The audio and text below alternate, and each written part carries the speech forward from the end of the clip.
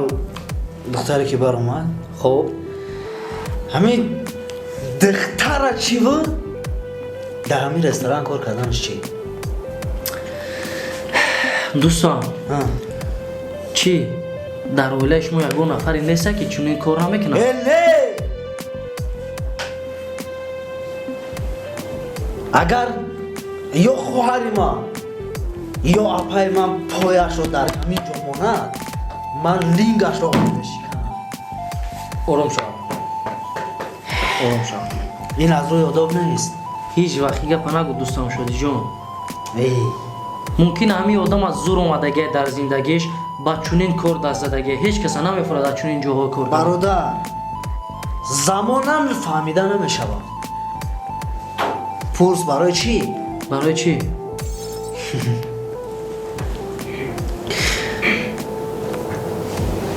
مثال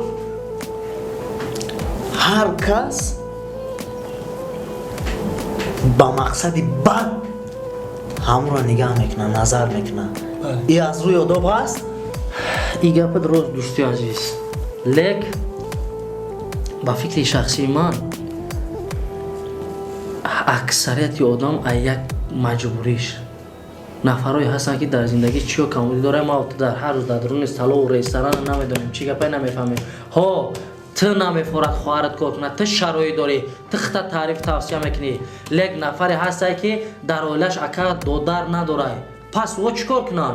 مجبورن در زندگی. مجبوره که کار کنن البته. خی مونی گفورا بیا سری مسئله خیمو گردیم دوستی عزیز. یکون کسی جرم خدمت زنی؟ فریور کردن در کور است. پیش خدمت. السلام خوش آمدید. اکا؟ اکای شدی؟ خواهری خودمون ایکو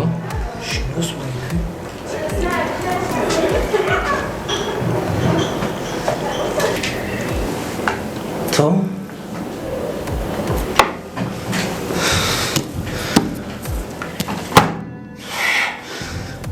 تو گفتی من در مکتب کار میکنم کو؟